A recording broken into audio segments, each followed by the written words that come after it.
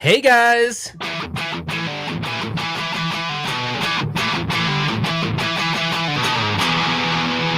Yeah!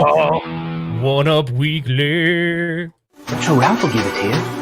RetroRalph wants to give it to you. So in this episode, Boomshakalaka! Let's do it.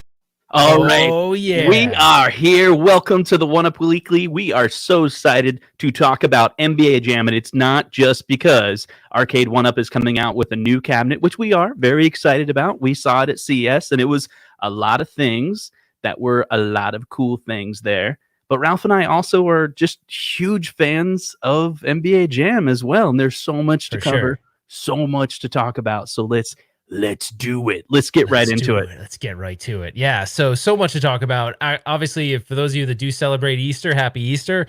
And yeah, we're gonna waste no time and get right to it. So Justin, the crazy thing is I think some people don't realize how significant NBA Jam is of a title. So like, let's say, would you believe me if I told you this? All right. In I think it was 93. Yeah, 1993, the biggest top grossing film for 1 year was, and I have the stats right in front of me, 346 million, and that movie was Jurassic Park. Absolutely.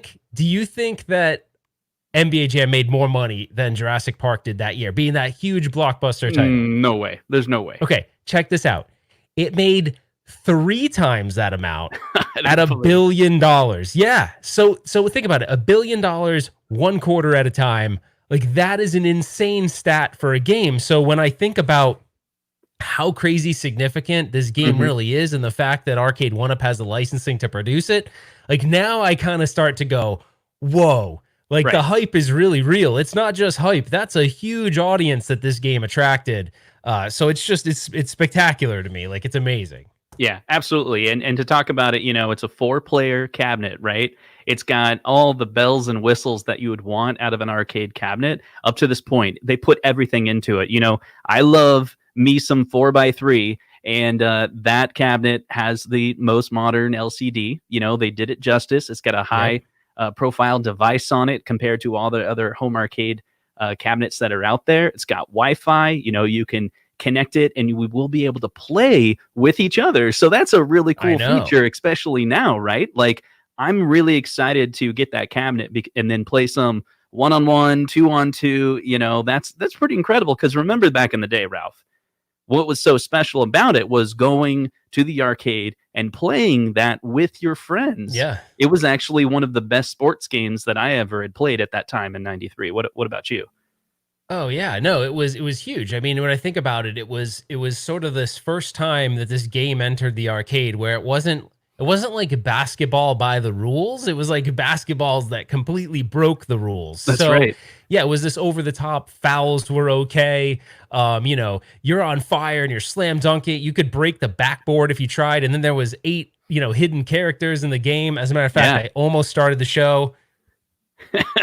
Well, with this on, because Sub-Zero and Scorpion are characters in the game that could be unlocked. So I mean, there was so many cool things. By the way, my buddy Corey, who runs a site called I'm spacing on his site. His YouTube his YouTube channel's Arcade Superheroes or Arcade Game Heroes. He's probably in the chat. He's probably gonna kill me for not remembering it.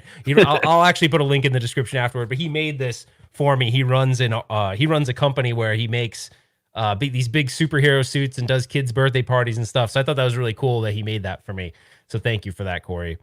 Yeah, but that's not just it. Not just the buzz of the excitement of our childhood, remember, or even the fact that, it grossed so much money. And all of that is super important, but there's so much more to NBA Jam these days, right? Now it's a part of our history, right? And I always find it really exciting when we learn more and more details about the history that we never really even knew. It's like things that happened that we were kids, so we didn't know that took place. And there's actually tons of detail about NBA Jam. What do you think, Ralph? Should we talk about it a little bit? Yeah. So I'm gonna get to this in a second, but I started reading this book over the weekend, and I'll show it to you really quick. But the book, or if you can do the desk cam, I can show it to him a little. Okay, let's do that. Yeah, so this book is, oh, maybe not. Let's go back to the other camera. Sorry about that, guys. Right. This book is actually called NBA Jam. It's titled Right. NBA Jam. And the great thing about this book is it goes into these deep details about even the initial delivery of the game, right? So Midway delivering it to the first arcade that ever got it, but it wasn't released to the masses yet. And the funny thing about it is in the book, they talk about how the game was delivered by Midway, to this arcade.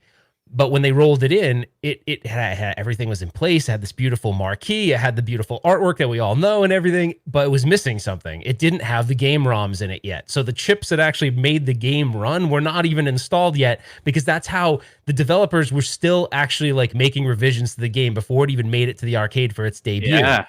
But the cool thing is this was a test. So it was a test to go, and this is why I think you'd love the book so much, Justin, because it dives deep into the development efforts around the game.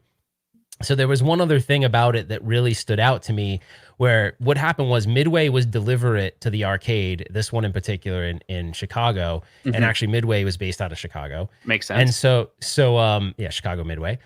So anyway, so they get to the point where they're going to start up the game and launch it. The ROM chips are put in, and the Midway team doesn't announce who they are to the patrons. They sit behind. They sit back. So they sit back at a table and they evaluate what's going on. Now, keep in mind, this is a crazy point in time, because what do people do today? Developers don't go to your house and sit there and watch you play the game. Like, they get feedback from Twitter and all these things that didn't exist then. That's so this was so important for them to evaluate it, because whatever was going to come out of this evaluation could make or break it when it actually goes live everywhere else. Right. So one of the things that was kind of interesting is there was a couple things they talk about in the book.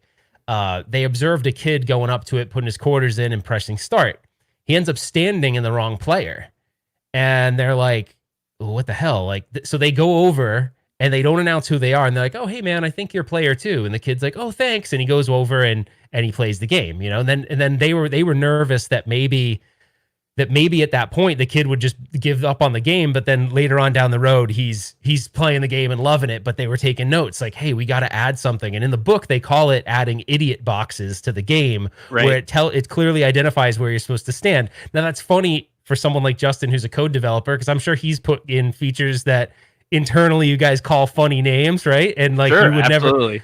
never. Yeah, Right? I mean, the hard thing is like when you're building a UI design or some type of game or a website, you kind of do what they call the mom test. And so it's kind of this concept of just like anyone could just come up that knows nothing about the program and just like learn how to think about it. You don't typically teach someone how to use Facebook because it's pretty easty to set up. There's just thousands or millions of people that just figure out how to log in. It's because they kept on doing the mom test over and over again. And so this is kind of like the arcade video game version of that, where they, take a look and monitor and make sure that they're developing a game, that's going to hit the masses. That's it's awesome. The awesome concept that they did. So that. The thing that really like struck me about the book was also like its detail that it goes to. I mean, and it goes to very deep detail about sort of the coin op games in general and what the significance was of NBA Jam being a success at the time. But also there's some other things that are funny, like that evaluation period. They figure out that their customers are actually sort of complaining about or making mention that, hey, if I play as John Stockton, he seems to be the same as all the other characters. Like, what's up with that? But the programmers never made in the initial, evaluation release, the players were all ranked the same. So there wasn't this idea that if you were Karl Malone, you played like Karl Malone. You played like every other character in the game. I had no clue of that. And there's like this really interesting excerpt in the book where they talk about how they went back to the office that night and they started coding things that represented speed and dunks and defense.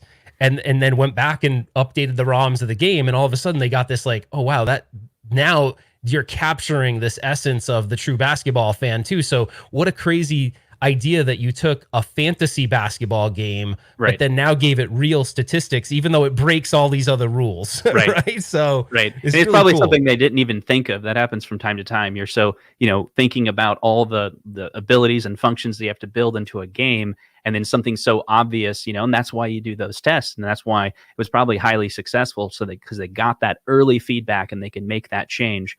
And then I remember, yeah, you would go into that menu. You remember it was like a moment, like you had to go in and pick which team you were going to be. And you had to be careful. Want to make sure, like, did I pick, if, you know, a lot of times you'd pick the team you loved, but maybe you picked but also based there on was stats. Yeah, it was like a strategy. I remember at first, you know, I would pick the Chicago Bulls, and it was like kind of like the one I loved, you know, I lived near them, you know, but then also it started becoming, maybe I need to pick a different team based on the strategy. Yeah. You know, even what character I'm going to play. So Justin, I have something kind of special lined up. This is really cool. So the author of this book, his name is Rayan Ali. And this is crazy. So I'm sitting in the backyard of my house, and I'm sitting there outside, and Kim and I have been like wanting to do things like read books because we're all in quarantine and we can't really do much. So I'm like, I'm going to start reading this book. And he did provide me a copy of the book, which was really awesome and cool of him. But on a whim, I like sent him an email and I said, hey, I'm like really loving this book. Like this goes into details about things I didn't think you'd talk about because the book was titled NBA Jam. I didn't think you'd go into such depth of, you know, some of the people that were around the creation of it, the companies, the drama around that. And I go, would you consider like being on the show? And he's like, strike while the iron's hot. Like, yeah, man, like that sounds awesome. Dude, so cool. So I'm gonna bring him on right now, if that's okay. Right, I'm gonna bring him on right now. So this is we're gonna introduce you to him right now. So I'm gonna bring him on the stream right now. Hey, Rayan, can you hear us? Hey, what's going on? Yeah, I can hear you guys. Can you hear me? Yeah, we hear you loud and clear. Thank you so much for joining us tonight. Oh man, thank you guys so much for having me. It's a pleasure. I'm super excited about this. Totally worth it. Yeah, absolutely. We're striking while the iron's hot. Right. I know. Like, hey, I'm really loving the book. We got to come on the show. So I got to ask you, well, I mean, obviously, I guess, first of all, was this the first book you wrote, or you actually write other books? Like, I don't know a lot about the history of you, so it might be interesting to tell a little bit about that. And then I really want to understand the inspiration for the book, because I know you must really love the game. Otherwise, you wouldn't go to the lengths you did in the book. Absolutely, absolutely. You got to love NBA Jam to spend 4 years on it, which is just crazy. In hindsight, it's one of those things like spending 4 years on NBA Jam, I probably wouldn't do. But yeah, a little bit more about my background. This is my first book. I've been a journalist for many years. So graduated college in like 2008. And then soon after graduating, I was writing for free weekly papers. Like, you know, if you go to a box on a street corner in a downtown of a city, you'll see those free papers over there. I'd write for a lot of those places. So I did papers in Cincinnati, and I'm based out of Columbus, Ohio. But funny enough, I didn't really write in Columbus. It was papers all over the place. Cincinnati, and then the Village Voice in New York, and Houston Press, and Miami New Times, papers in Connecticut. Never been to Connecticut, but I wrote about music acts coming to Connecticut, which was kind of weird. But you got it. A gig's a gig. But yeah, I wrote for many years, and then I started ramping up. It was all music stuff, but then I started getting better opportunities. Wrote for Rolling Stone and Wired, The Atlantic, Spin Magazine, Complex, American Airlines In-Flight Magazine. Not something I ever thought I would really ever brag about, like American Airlines In-Flight Magazine. But now it's like, American Airlines In-Flight Magazine. That's got to be one of the main things I got to lead with. So I was doing lots of work I was writing for probably maybe, let's say 11 or 12 years. Actually, probably at that point, it's closer to 10. But no, first book, back in 2015, after writing about bands and doing music previews and some pop culture pieces for a while, I wanted to start doing something more substantial, something I could really sink my teeth into. Yeah. So I was thinking like, okay, what is a subject that would be really worth writing a book about? So I actually pitched a couple of different music books to a different publisher, and both those pitches got turned down. It happens, but I was still like, okay, I still really want to get that book out. I know I have a book in me, at least one really good book in me, if not dozens. And then I was like, okay, what else is out there? So I found this publisher based out of Los Angeles called Boss Fight Books, and they do individual books about individual video games. So they'll do one book about Galaga, one book about Super Mario Brothers 2, one book about Super Mario Brothers 3, and so forth. All different writers, all different styles. But I knew I wanted to do a book, so I was like, this is a perfect opportunity. They've got an open call for pitches. So I was like, what is a game that probably has a really good story that people really don't know about yet? Like something that's well known, but also not so saturated in the way that you can go and find the story everywhere. Let's say something like Pong, which I love and I cover in the book. That kind of story you can get everywhere. Even bits and pieces of Super Mario you can get anywhere. I was like, what can I do? So I went back to my love for Midway. I've got a deep, deep, deep love for Midway, starting with Mortal Kombat, but also covering NBA Jam. And I was like, NBA Jam, that's perfect. I'm certain there's some good stories over here. I'm certain I can find people to talk to about it. Yeah. It's right up, right in my wheelhouse. So, I thought about it for a little bit, and then I wrote this pitch and sent it off to the publisher, and I went way overboard. So most pitches are maybe, let's say, 8 to 10 pages long. I did 37 pages. So like I basically wrote the book right then and there. Oh, wow. I was like, I really want to do this. Yeah. I'd done a lot of digging even at that point, where there wasn't even all that much information as out there as there is now. Funny enough, like you'll find more interviews in the time since I started working on the book, but at that time there was a limited amount.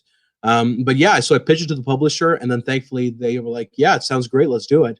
That was back in 2015, and then in late 2019, finally, the book came out. So I probably wouldn't do it with 4 years. I'd probably cut it into 3 years, and I'd be more conservative with how I spent my time. But the reaction to it has been awesome, and the stories that I got from it are just crazy. So yeah, I'm totally like worth it in the end. I'm blown away by some of the stories in the book. Like, it's just, there's things in the book that go into such deep detail about like the personalities behind the game, and then like the politics that went into like the companies themselves. Like, I didn't know a lot of that. And it's kind of interesting because it kind of made sense as you described, like what games were being released and where these developers were in their process as they were working with these companies. But like, I guess for me, Justin, I know that you had one question you wanted to definitely ask, but before that, I did want to know, like, are you a huge NBA? You have to be a huge NBA Jam fan. Absolutely. Huge NBA Jam fan. What's funny is I actually grew up with the Sega Mega Drive version, the Sega Genesis version. So I grew up in Pakistan, which means I've got a very different perspective on the NBA in the 90s than any other fans you'd find, like fans who got to see the games as they happened and really experience that world. I was kind of always behind because this is also 90s is kind of pre-internet.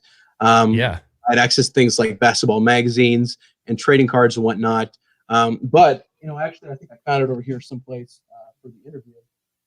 Oh, here it is. Let me dig this thing out. So I was a kid in Pakistan, and I would get these comic books that my uncle would buy me. So he'd go out and buy me stacks of comic books. Loved video games, loved all kinds of pop culture, but I loved comic books at the time. And on the back of a comic book, I found this one specific ad for NBA Jam Tournament Edition, and I was like, "Wow, this is super cool!" Like the colors really pop in the ad. What's the date on that comic book? This is a Superboy issue from. Let's see. It says April 95. This is April 95. So cool. So I was kind of behind the curve when it came to NBA Jam, but I first heard about it with Tournament Edition with that ad. So I was like, yeah, I love video games. Let me give it a shot. And then when I found out there was that whole Midway Acclaim Association, I was like, oh, absolutely. I love Mortal Kombat. I'll definitely be into it. So I really got into it with the Sega Mega Drive version. And it was actually funny enough that only years later that I played the arcade version, like maybe in like the last 15 years or so. So it's weird. It's like I knew about it. Like I'd seen screenshots, I knew where it came from, but I never had the opportunity to experience it because you find arcade machines in Pakistan, but you'd find different kinds of arcade machines over here when it came to the timing of them. Like for example, you'll find Mortal Kombat over there, but you wouldn't find Mortal Kombat 2.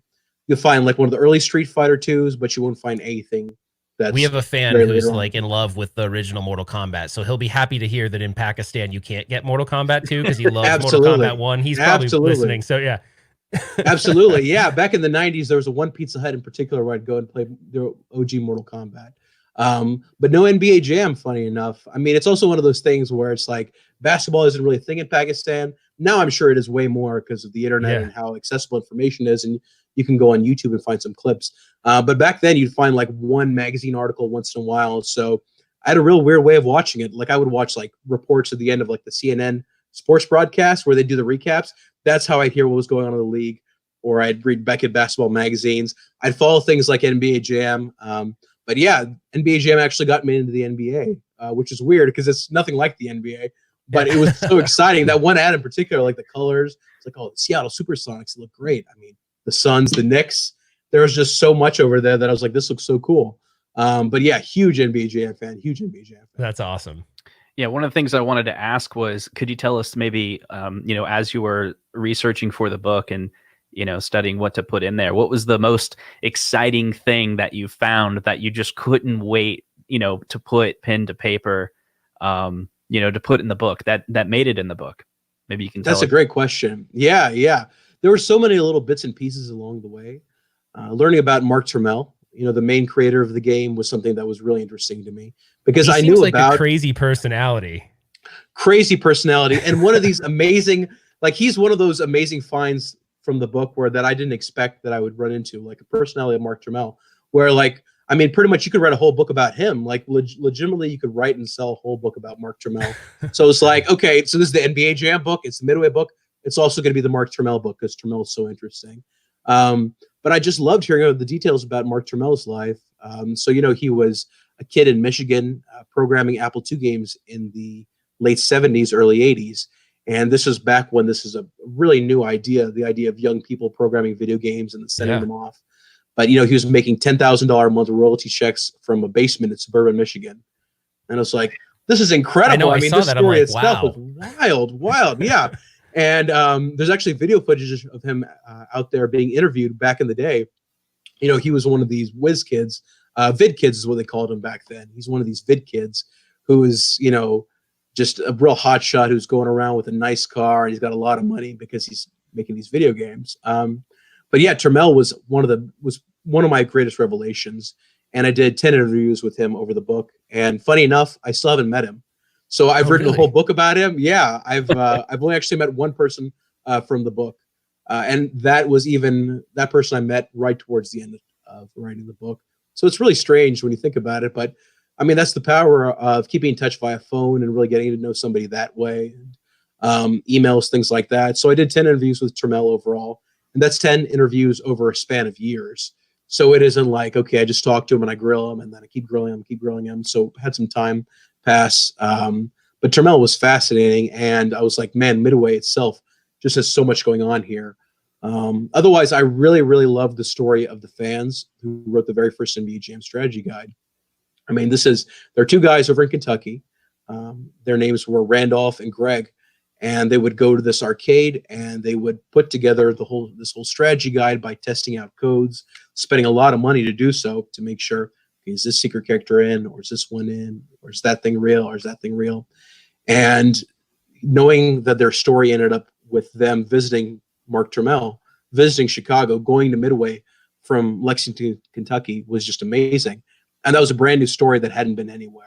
So things like Mark Turmel, like stories about Mark Turmel, you'll find, but Randolph Vance and Greg Henderson, these two fans, brand new material. And when I listened to their story, I was like, oh my God, that was my fantasy in the 90s. The idea of pulling up to Midway like 94, 95 or so. In this case, it was 93. Like that's the peak era. I mean, like as an arcade fan, like that would just be just absolutely surreal. Yeah. So that was an amazing, amazing visual and amazing image that I got to put in the book. So as a fan, that one really got me going. Yeah, there's a funny part of the book in the beginning where I don't know where you got this description, if he provided it or if the other guys did, but there's a part where you're talking about him going into Midway and how he was dressed and how the other guys were like, yes, who's this guy? Because he came in like all fancy, right? And they were all wearing like t-shirts and jeans, and he came in with like all these nice clothes, like these super nice shoes. So did he explain that that's how he was dressed, or did the other guys go, oh my gosh, we were thinking, who is this guy coming in here like this? Yeah, absolutely. So the amazing thing about working on this book was that I was able to get so many different people with different perspectives. Yeah. So that story in particular comes from George Petro, who worked on Terminator 2, who worked on Narc, worked on all these classic Williams Valley Midway games, same era as Turmel, and was there to see Turmel come in for the first time. So he's the one who told me the story of Mark Turmel wearing this. I forget what the color is offhand now, but he was wearing black and white wingtip shoes. Yeah, and he had this long hair. Yeah, he had this long hair, and these guys are just like programmers, like the t-shirts and jeans kind of crowd. And Mark Turmel is like super tall, like he's coming in. He was like, I forget what. I've also heard different. Just adding to the whole mystery of Mark Turmel, I've heard different measurements of his height. So like sometimes 6'6", sometimes 6'7", but he was a tall dude. And so he, meets these guys at Midway for dinner, and they're like, "Who is this guy? Like, who's wearing black and white wingtip shoes to meet video game programmers? Like, this guy can't be a video game programmer himself. Like, this must be an idea guy. This is one of those guys that comes up with things. But we already have enough idea guys. So funny enough, the Midway crew actually did not want to work with Turmel at first. And it took a little bit of coaxing to get them to accept it. In fact, it wasn't really coaxing. It was more the management said, look, this guy's really special. We want him on the team. And then lo and behold, Mark comes on and he becomes an absolute crucial part of it, and everybody loves him and everything goes well. But yeah, right off the bat, he was a real character. He also had a special license plate that said, Mr. Dude, the license plate. Tell this. The license plate, another George story. Yeah, and I can actually send you guys a picture of this. Man, I want to see if there's a way I can send you the picture, and if you can maybe even pull it up during the stream. Sure. So he had a license plate that said Mr.-LZUR. And now, Justin, what would you think if his license plate said Mr. LZUR? Like, my instant reaction was like, Mr. Loser? Yeah. Exactly. It was actually, so George Petrie said the same thing. He did not understand what this license plate meant. Like, Mr. Luzzer, Mr. Elzer. And then Turmel's like, no, Mr. Leisure. It's Mr. Leisure. And they're like, wow, this guy's a real character. And I was like, this is incredible. Oh my God, you're kidding me. This guy pulled up to Midway the first day with a license plate that said Mr. Leisure. And I was just like, wow, this guy is it's just incredible. So that was another amazing story that George Petrie provided. So there was lots of little bits and pieces that came from other people that I corroborated too. And the thing about Turmel is that if you come to him with one of these ridiculous stories, he's usually going to be like, oh yeah, and then he'll elaborate and make it even better.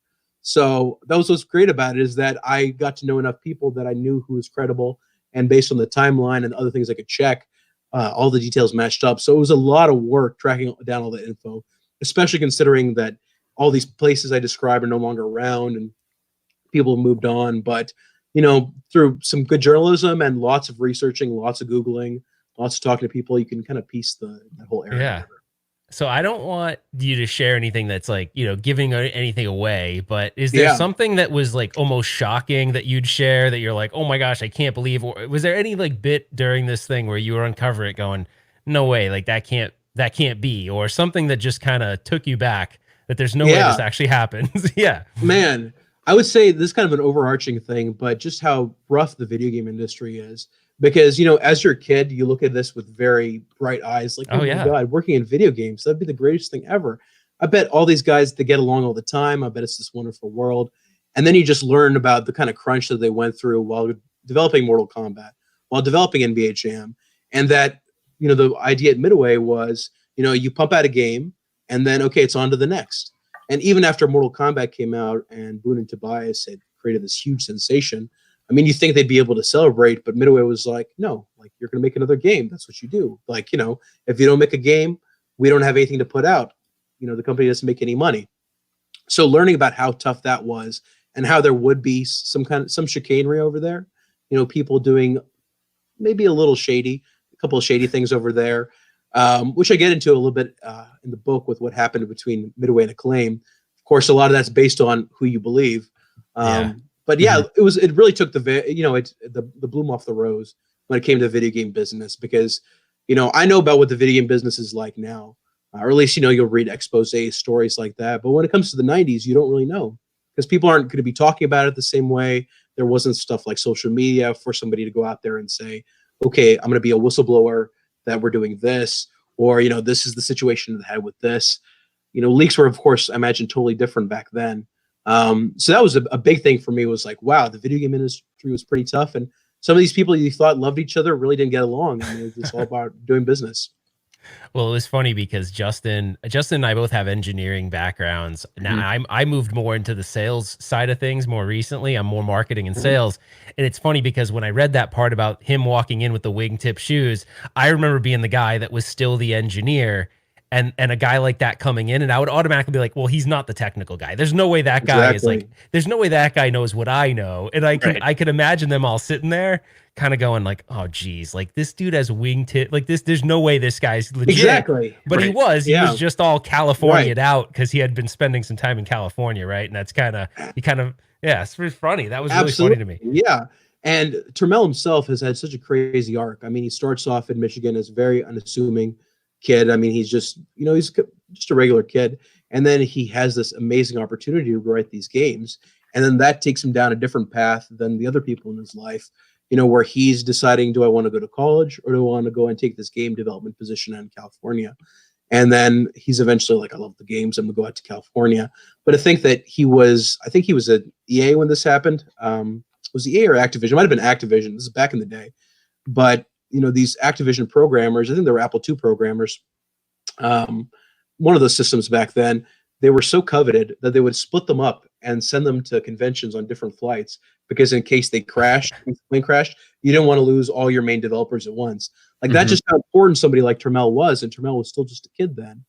So just knowing about his arc was just fascinating. I'm like, who is this guy? Like, what is this whole world? And like, yeah, like you don't expect things like this. Like you don't expect the guy with the wingtip shoes to also be this brilliant programmer who did Smash TV and NBA Jam and NFL Blitz and all this other stuff. But I mean, that's one of the amazing things about Midway is the crazy stories are actually real in so many cases. Yeah, and there's actually a movie coming out soon too, and I can't remember the name of the movie. There's a movie coming out that's like based on mostly the Midway. I think it's the Midway Williams stuff. There's a lot of the stuff you talk about in the book, I think, is going to be in a movie coming out at some point. I can't remember if it's this year or not, but it might be delayed due to what's going on in the world. But I don't know if you're familiar with that movie, but that's supposed to be coming out at some point as well. I am. It's funny. Yeah. It's funny. I was actually a Kickstarter backer for that movie before I started working on the book. Yeah, just a little bit before working on the book. So it was one of those things that was kind of coincidence that I backed that project. I think I'd been working on the pitch at that point. I forget what the whole timeline was. But yeah, it's called Insert Coin. It looks super cool. They were planning on debuting it at South by Southwest, and unfortunately that never happened. So don't know when it's going to come out, but apparently it's in the can, ready to go. It looks super good. And yeah, there's a big overlap with my book. So my book focuses on NBA Jam and gets into, I think, a lot of things that the movie won't get into when it comes to what happened with Midway after the whole arcade boom and what happened with Acclaim and whatnot. But the movie looks fantastic. You guys should definitely check it out. Yeah, I was like really shocked at some of the stuff in the beginning. Like I didn't know a lot of the, and we're not going to get into it here, but I just thought a lot of the rise and fall and rise again, like all that stuff, I didn't know about any of that. And I thought that was really interesting in the book. And I also thought it was interesting how you add in a lot of elements of that made me really feel about what the feeling must have been about being a coin operator or being someone that ran an arcade at that time, especially in the beginning kind of chapters where you're talking about the delivery of the machine to that one arcade in Chicago. Like that was really cool because you pointed out a minute ago where there was no social media. So like if they didn't get feedback from the people during this test period, like they might have rolled out a game that everyone hated, right? I mean, they captured some really like unique but very important things about the game that they were able to change before it even, went out to production to everywhere else. So I just thought that was really interesting and I also thought it was interesting that the developers didn't want to ever like really expose who they were. They would just kind of like sit around and kind of observe things, which I thought was pretty neat. Yeah. There's a lot of really cool parts really in the book. Yeah. It's so funny to think that they were able to get such tangible feedback. I mean, the idea of like a game developer sitting in your house, watching you play the game for the first time as it comes out for your console or something like that is obviously completely absurd. But with the arcade, you can imagine a game developer just sitting in the background, watching people play his game for the first time, and that'd be a real thing. I mean, you might find things like that at conventions, but when it comes to like a fully fleshed out product that you want people to test, that's one of those things that was super cool about the arcade. But I just loved hearing about what these guys would do is they'd all get together and they would basically make a little celebration out of it if a game was on test. So I'm not sure if I included this detail in the book. I think this ended up getting cut. But for the game Narc, they tested it out at this place where there was they sold these pizza puffs, like these pastry puffs with pizza. And they were like sucking down these greasy, disgusting pizza puffs as they were watching people play Narc for the first time. And I was like, that's just such a bizarre image and so specific. But I just love the idea of these game developers in Chicago hanging out, eating pizza puffs, saying, okay, are people going to like Narc or not? But yeah, they would get together and they would watch what was going on, and it was so much more tangible. The idea of like, okay, I see what you're doing over there. You're playing incorrectly. I'm going to come over there. I'm going to tell you. That maybe there's going to be an error message on the screen, but I'll still be there to tell you, in person. This is what the error message means, or this is what you're not supposed to do to get that error message to go away. So it's just so strange. But that was one of the most amazing things about it to me too. Was like that whole idea of that community that developed there, and the idea that people were all seeing what was going on at the same time together. Yeah, for sure.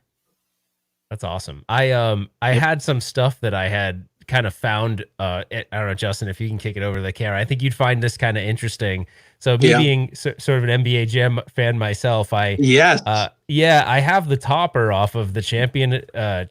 Sorry, champ. I'm thinking of Street Fighter. Wow. The Yeah. tournament edition cabinet. So it was really interesting. When I made the arcade 1-up mod for NBA Jam, this was a while ago, and I found a guy who was like, "Hey, I have like a working kit. It's like basically the tournament edition kit for a regular NBA Jam machine, because this was like the ROM upgrade to NBA Jam." And then the cool thing is he literally had everything, and it's in such good shape. Like he has the real instruction manual. He had these packets that actually told an arcade owner how to run a tournament.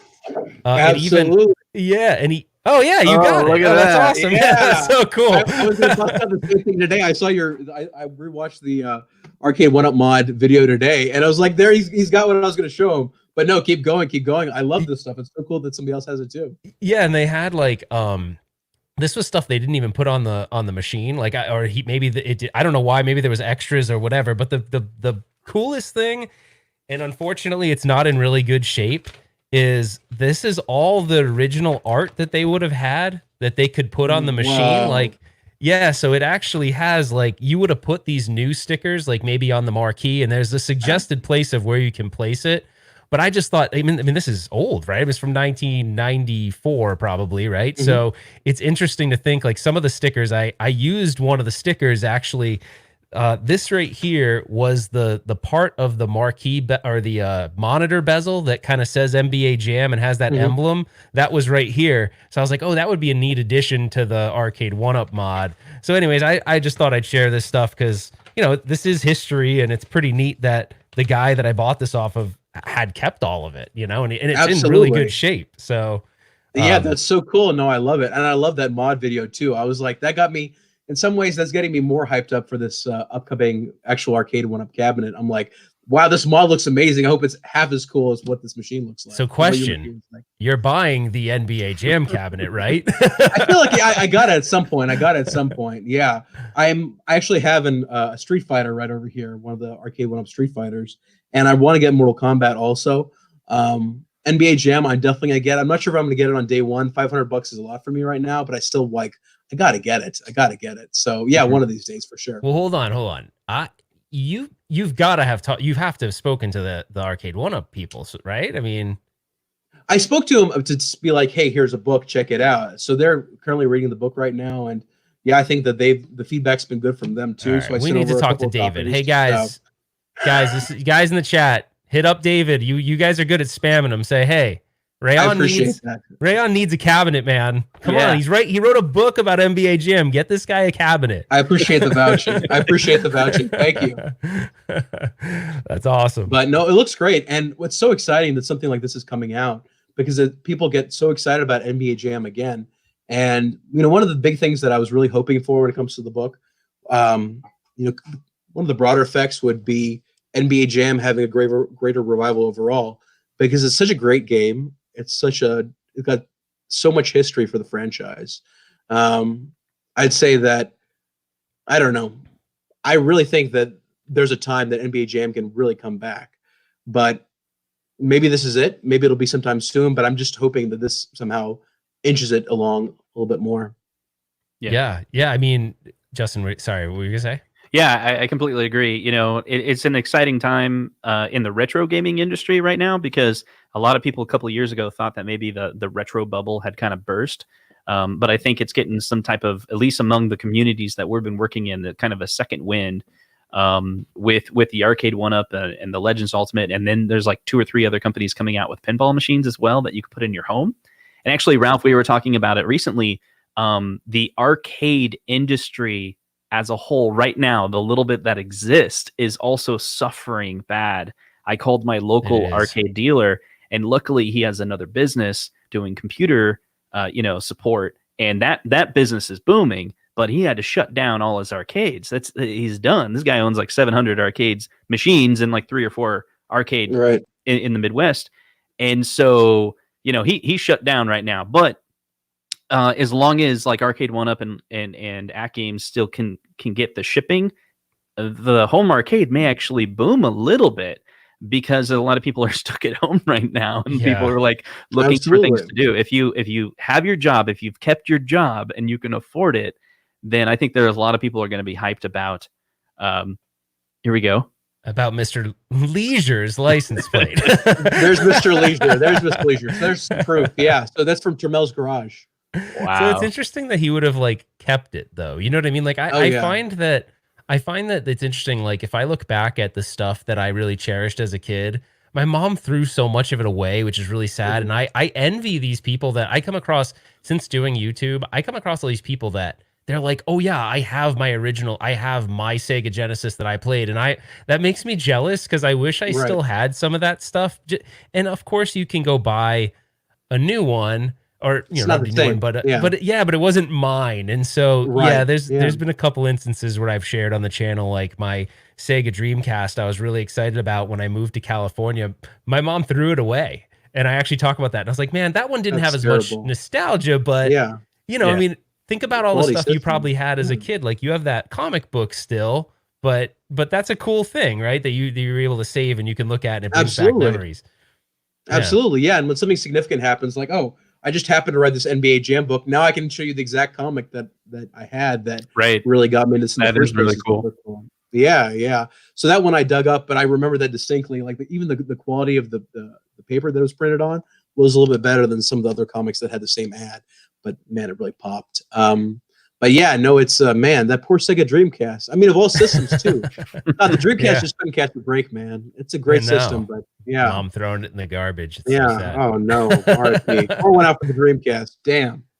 So Rayan, where can they get where can everyone, obviously I want people to be able to point to, where to get the book, the best place to get it. I actually put some links down below for Amazon, but give us a little bit of a plug about the book and then, where to get it, just so they know where they can pick one up if they want. Yeah, absolutely. Yeah. So you can do a couple of different things. One is you can just go look it up on Amazon. That's a really easy way to do it. Just look up NBA Jam, the book. It's out there on Kindle for $5, I think. And then paperback is $15. So not a whole lot. And you get a lot of bang for your buck. So I'm going in and doing 68 interviews, the whole rise and fall of Midway's in there, Mark Turmel's story, obviously NBA Jam stories in there. You got little bits and pieces of what's going on with Mortal Kombat too. But yeah, so it's on Amazon. It's on the publisher's website, bossfightbooks.com. And then you can also, in the event that you want an autographed copy from me, you can hit me up about NBAJambook@gmail.com. Yeah. I'm also at NBA Jambook on Twitter. Send me a tweet or just send me a DM. I've got a whole stack. Let's see. Let me do this right behind me. You can see that I've got my stack of. Nice. Sorry. Camera's messing me up, but you can see it right over here. Yeah. I think maybe this is a little. There we go. Okay. I think maybe this is a little spontaneous, but I know Ralph will support this. So I think we should do a giveaway today, and give away the book, NBA Jam, the book. It'll be at Ralph has a Facebook group, and go ahead and after the show is over, go into the Facebook group and say that you're interested in getting a free copy of the book, and we'll do a drawing later and announce who's the winner on the Facebook group. I'm on board with that. He did not tell me that. I'll make sure that happens. No, I love thank you guys so much for saying.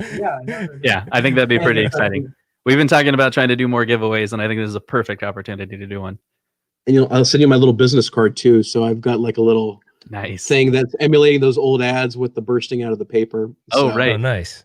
Yeah, so this doubles as a bookmark too. That's cool. But yeah. But no, I mean, you just Google me, you'll find it in me. But no, the book's super awesome. Like the whole process has been super awesome. Being able to talk to people about all the different aspects has been so gratifying. I mean, like being able to talk to you guys about the arcade aspect is very different from a few days ago when I talked to somebody about the NBA aspect. And I love both of them in equal amounts. So it's so cool that I get to we're gonna focus on the arcade side over here versus the NBA side. But NBA Jam is such that it encompasses so many things. Yeah, so for sure. It's been a really great ride. So yeah, thank you guys so much for the support, for checking it out in the first place. I'm just psyched you guys are reading it, but I really appreciate all the other stuff too. Yeah, I'm a little bit more than halfway through, so there's some parts that I didn't get to, but I was just like, oh my gosh, it'd be so awesome to have you on the show. I definitely appreciate. I'm looking at the book and I'm only a little bit more than halfway through, And I'm just all the like detail about these people. I'm feeling like you're really bringing their characters to life, which made me feel I'm a nostalgia nerd. Like I like to feel like I'm in that moment. So I was like, wow, this is so crazy about these characters behind all this stuff that you didn't, like you said, when I was playing as a kid, I wasn't thinking about, I wonder who developed this game. Like, and it didn't even phase me, or what was the company like behind the development of the game. Like I didn't think of that. It was only till after I got older that I thought about those kinds of things. You really brought that to life. Also, you know, the arcade business part of it, I didn't own an arcade, so I didn't know what that was like. And there's pieces that you go into there that are really interesting to me, just because being such like a fan of the arcades. Absolutely. No, I appreciate that. I love the idea of like talking about arcade culture in depth like that, because really there's not a lot of stuff out there that documents that. And, you know, we're lucky in the way that so many of the people from the 90s and even from the 80s, they're still alive. They're still around. I mean, you have to know where to find them, but there's arcade operators out there who probably have crazy good stories and all kinds of little facts and things that you have never heard before that aren't documented. So it was so cool that I got to do this and be like, okay, I'm going to try to find, you know, somebody who's connected to the arcade business, or try to find a document here or something there. But I mean, arcade culture itself was one of my first loves. I've actually got a photograph that I made my mom take of me playing Mortal Kombat 4.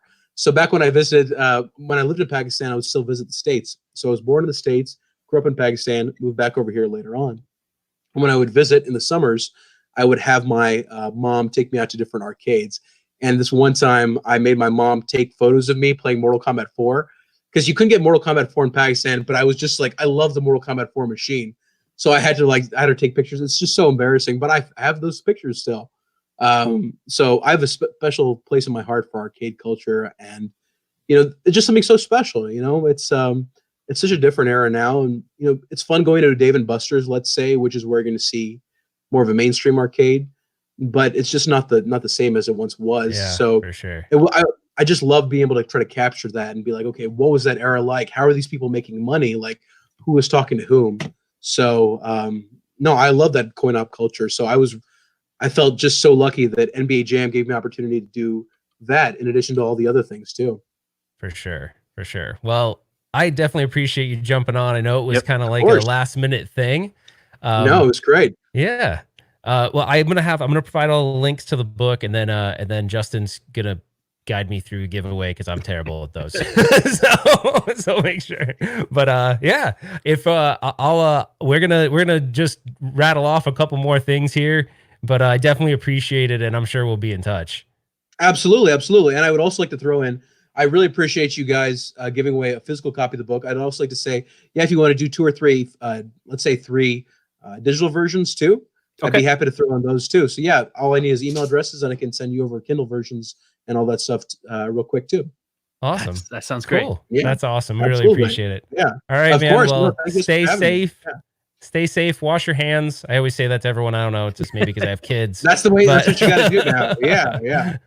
All right. Well, we'll see you soon, and definitely appreciate it. Of course. Thank you guys so much for having me. All right. Take care. All right. Take care. Peace. Thanks, Bye-bye. man.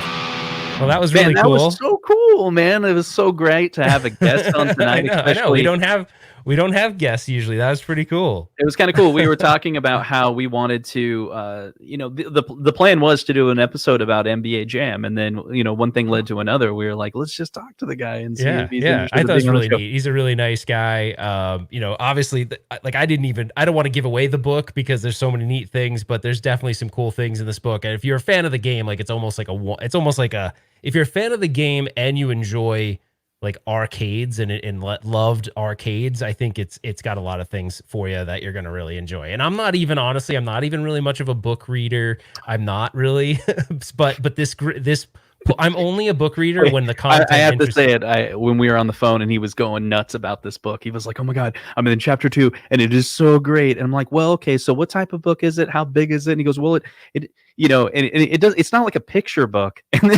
And then Kim made fun of me. What did she say? I don't remember. Kim made fun of me. Oh, does it have big grown-up words in it or something? Yeah, she made fun of me. I'm like, what? Anyways, but there was one thing, Justin, before the show started, I forgot to say this to you. So the audience is going to love this. Mm-hmm. So I talked to my mom this weekend and she goes, "Oh my gosh, I watched," and I don't know what she watches and doesn't watch. So we don't usually talk about it. Yeah. But she goes, "I watched that episode with you in the storage room," and she's like, "You know what?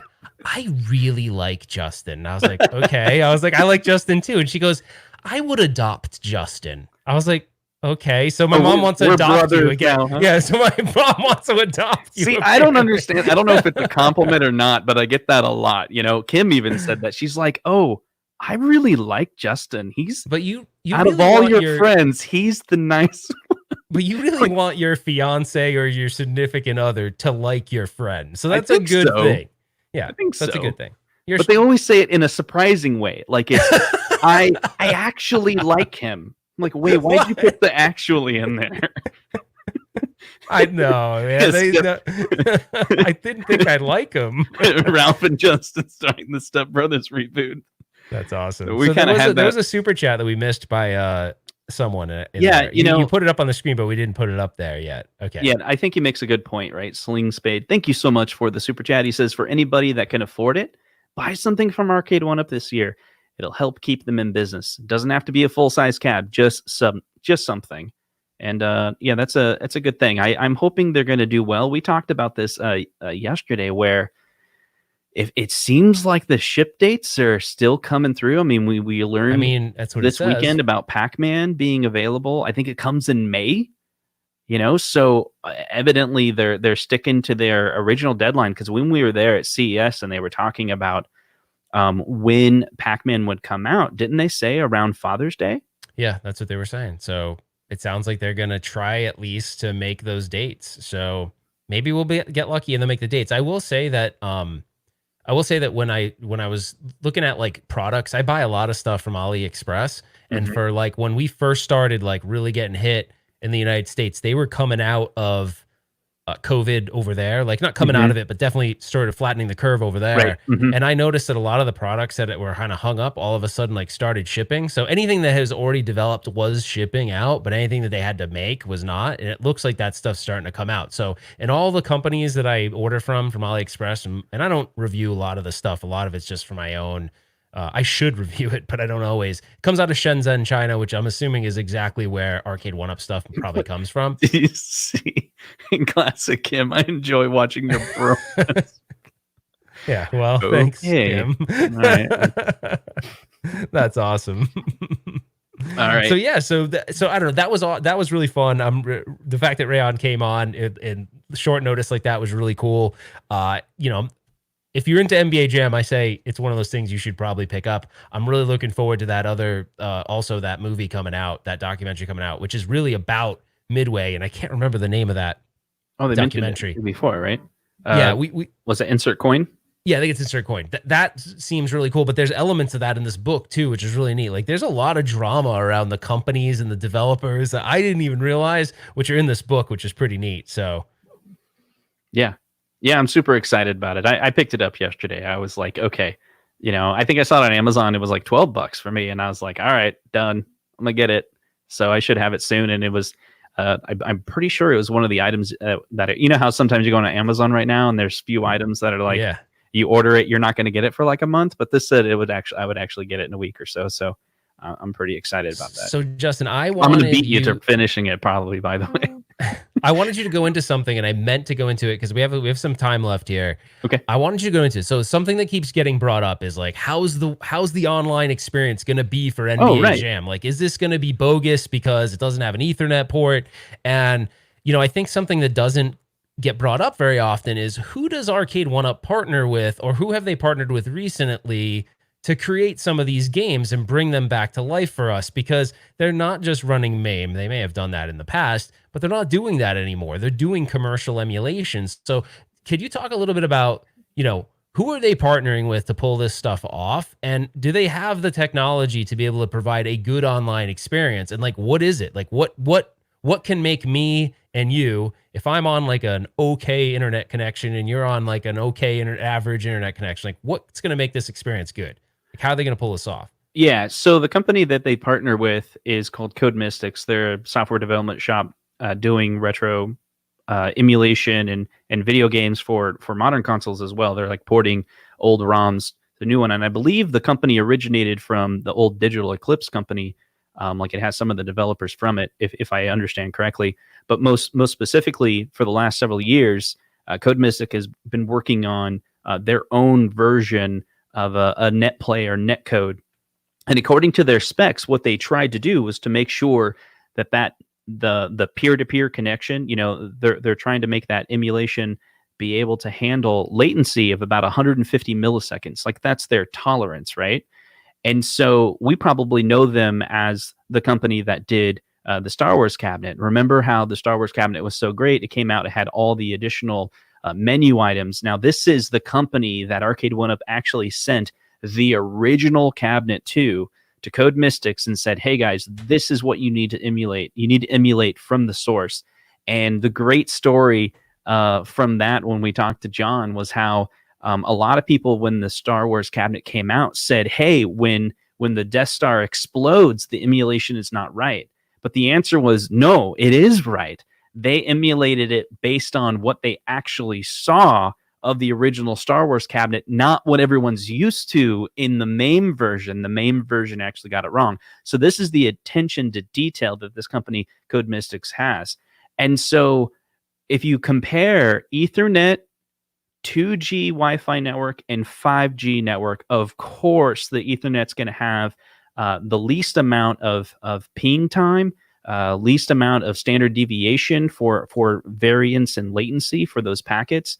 2G is going to have, it's going to have some fluctuations, and then the 5G is also is more stable, right? And it looks like what Arcade1Up came out with, according to their spec, is the 2G. But that doesn't mean it's going to be a bad experience, because if you go look up 2G, for the standard deviation for ping time is 50 milliseconds. So it can kind of deviate the ping rate at about 50 milliseconds. But again, this Code Mystics tolerance is about 150 milliseconds. And you got to really understand, if you go look at Code Mystics' website, they talk about exactly how they do their net play, and you can see how both games are playing. You're playing against the computer, essentially. You're playing against the emulation that's local. And the network traffic that's coming from the other person is influencing that player to go along with exactly what that person is doing. And so, as you can see, imagine you could see NBA Jam on both sides. Right here in this video, they're talking about input delay, because if you physically have a single console with two players, you're going to have minimal input delay. But you put them across the country, you're going to have input delay, right? But if you go to this next scene, they start talking about how there's this idea of rollback, right? So, and keep in mind, they're talking about Code Mystics here. They're talking about a game like Street Fighter, right? Or Mortal Kombat. Right. Or a fighting game where the precision and the low latency is incredibly important, right? And so right here, you're seeing on the left side how there's like this quick jump, right? They call it teleporting. And so that's something that's inherent when you're doing a net play. So how do you mitigate the teleporting? And so this next scene right here, it talks about how there's this blending concept, this blend rollback and input delay, and it demonstrates how it creates a smoothing effect where you don't see that teleporting effect, right? And again, the tolerance of a good experience is about 150 milliseconds in latency, and I think 2G is going to be just fine, actually. So there's actually a lot of units out there, little embedded devices that don't support 5G. So it's actually not surprising that it's not 5G. How many devices do you have that are embedded devices that you go in the menu and you do not see your 5G network? It's because to put a 5G network to Wi-Fi adapter inside those embedded devices would cost that much more. And the reality is it's not really needed. It'd be cool if it's going to have it. And I looked at the spec of the board. It's not going to have Ethernet. There's no Ethernet port anywhere on that circuitry. There's no hidden. It's going to be 2G only. If what they gave, what's been published out there is exactly what we're going to receive. But again, I don't think it's going to be a problem. Yeah, and I think what's encouraging is, Code Mystics has done so much of this research to develop this technology that I feel the cool thing is like Arcade1Up. If you think, like, would you have ever thought 2 years, or it's almost 2 years, would you have thought that the original arcade one-up company that released like the Street Fighter cab was really going to go down this road and have like pay for commercial emulation for someone to literally go and recreate Star Wars or go and recreate NBA Jam? Now we're going to have some licensing things that we can't get around with players and such like that. But I feel like they're really putting the investment into making sure the game is good, right? I don't think they would. Partnering with Code Mystics makes me very confident that the online play is going to be good. Yeah. Because I have no friends. So if I can't play online, no friends are coming over to fill spots 2, 3, and 4. So you bet your ass the online play better be good. Yeah, well, that's the thing. Someone mentioned, would, putting Ethernet on the NBA Jam really cost that much more, though? I think it would. It's like, I've worked with companies where they, we were building a hardware device and we had to make decisions whether to add the additional cost. And there was so much more than just, okay, adding that chip on that PCB will cost X amount more. Then there's more than that. It's the testing of that chip. It's the development of that extra circuitry. It's the support of that. And a lot of times when you're doing development, you kind of talk about being like, how do we make it simple? And so they're going to have to build the UI that's going to be like, oh, you can connect to Wi-Fi or you can connect to Ethernet, so now you got to manage that. All that code has to be written. So it's not just like, oh, hey, you could get that chip for like, 20 cents. There's believe me, the chip, there's a lot of big companies that build it in mass and they talk about, oh, we want to pinch pennies, but also it's all the other costs that you don't think about. It's actually bigger. The cost of actually the developers are pretty expensive. You need how many people to be able to support and maintain and make sure that technology. Well, also, I think you were saying this, but also the board they're buying is like a board anyone can buy, right? So it's a board that's spec'd out. It's not spec'd for physical Ethernet port, I don't think. So they would have to actually customize it, to my understanding, right? If they were going to put physical on it. Well, I don't think it's off the shelf anymore. They're using a manufacturer that's common for. But the spec for it is pretty off the shelf for that CPU. And what are you talking about the SoC? Yeah. So some of the SoCs, well, I don't remember specifically on the spec, but for sure, a lot of the SoCs don't have Wi-Fi built in, and some do. This one I think was external Wi-Fi and external antenna. And so they have to put the Wi-Fi chip on there, and then the leads from the Wi-Fi are going to some data IO port in the SoC. So you theoretically could, like, the SoC doesn't necessarily know it's Ethernet. It's just some type of data connection, and you manage that in the firmware and the software. Yeah, they probably, it would be yet another chip that they'd have to put on the board, and then yet all the pipeline that you have to worry about. They may have made the decision more like, hey, Code Mystics, what's your tolerance? Can you handle like, oh, dude, we can handle like 200 millisecond delay. Well, how's 2G then? Oh, 2G's can be fine. We've tested 2G like all day long. Well, we just only need to make a menu for 2G. It's going to be so much simpler, Yeah, and most of the people just have Wi-Fi. Yeah, the proof's gonna be in the pudding, but I really do think that it's gonna be great. I think it's gonna be fine. But yeah, like I said, no friends, so I need it to be good so I can play with some of you guys. Plus, it'd be really neat to actually, if we can figure out how to do it from a technology perspective, I think it'd be really fun to have like maybe an episode where we do a special where we have a couple tournaments or something, like where we actually like use something like, if I can find it. Use something like a bracket, like build a bracket of players. I can't find it right now. And actually like boil it down to a championship of like the people that are viewing, Wait a second. Viewers. You have the original material, right? Well, what if we take the original material of the original brackets, because you have all the information that they would have used back in the day for a tournament, and like take that, photocopy it, whatever, and then like we recreate it or something like that among our little group. Neat. That'd be a lot of fun. So yeah, that'd be totally fun. With any luck, that's going to be coming out mid-July. So I'm looking forward to that. That'll be fun. I really hope it's not delayed, but I understand if it ends up being. Yeah, we'll hope it's not. Let's hope it's not. So I think we need some final thoughts, Ralph. Yeah, we got to do on the fly. Well, can I talk about one thing before we do final thoughts? Okay, I know we're running a little over, but a lot of people had reached out to me and said, had said, hey, on that vertical cabinet back there, how do you run the horizontal game? So so that was actually something where I did a little bit of digging. It is out there on the internet on how to do it. It's just it wasn't like I couldn't find a build or an image that someone else had already made. Let's see, I'll make sure. So for those that are just joining or joined and haven't watched your other episodes, you're talking about a cabinet that's right behind you. So your right shoulder, right shoulder. Right there. Yeah, right and there. So this is a vertical cabinet. We did some videos on it earlier this week. You want to check those out if you don't know what I'm talking about. The big appeal is that it's a vertical display. You take a normal TV monitor, but put it on its side, and now it's vertical. But you can actually play a whole bunch of horizontal games on it, right? Yeah. But then what was the question that people had? Well, people were asking, well, how are you running? Because I showed on our live stream running games like Mortal Kombat and Street Fighter and Final Fight, and so it's effectively taking this vertical, because it runs vertical games, pretty large display.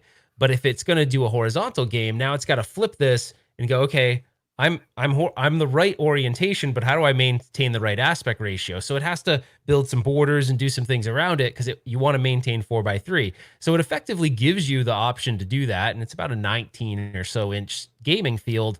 But I didn't really realize in the later versions of MAME, you can actually tell it what orientation you want. So you can say this is on a cocktail cabinet, and it will actually split the game in two. Oh, nice. So that's exactly probably how Arcade 1-Up did it in the on their Street Fighter cabinet, right? They split it in two and said it's on a cocktail cabinet. As long as the controls are there, it mirrors the display on a vertical screen. So I am going to do a video. It's a little hokey though, because I'm exploring it myself too. So you have to get the graphics files and put all your together. videos are hokey. Yeah, I know. I mean, they really are, right? But in this one, I can't really showcase it without explaining how you do it. Plus, I'd like people to because basically what ends up happening is I give someone a concept usually after doing a little bit of homework, and then you guys go and make it like 10 times better. So it's cool. So I'm hoping that that I can do that for you guys this week. So Ralph doesn't know I'm going to do this, but we did it on an episode before, and I thought it was great. So Ralph, final thoughts. We did an hour-long show. It's time to talk about what we did in this episode. All right, it's final thoughts time. It's pretty interesting tonight to have our very first guest.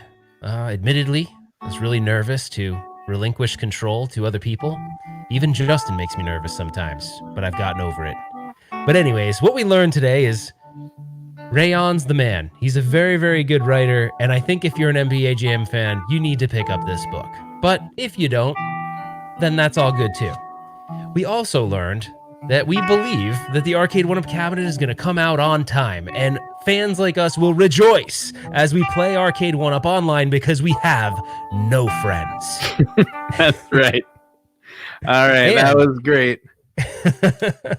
And we learned that Justin knows everything about netcode. He can take a 300 baud modem and stretch it across the link, across a city, across a metropolitan area, and give you zero lag gameplay right now.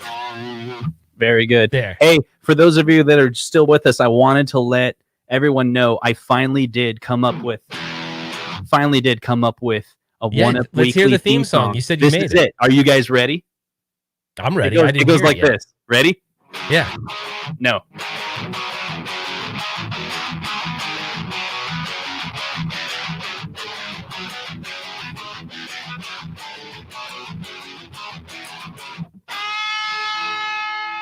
Dude.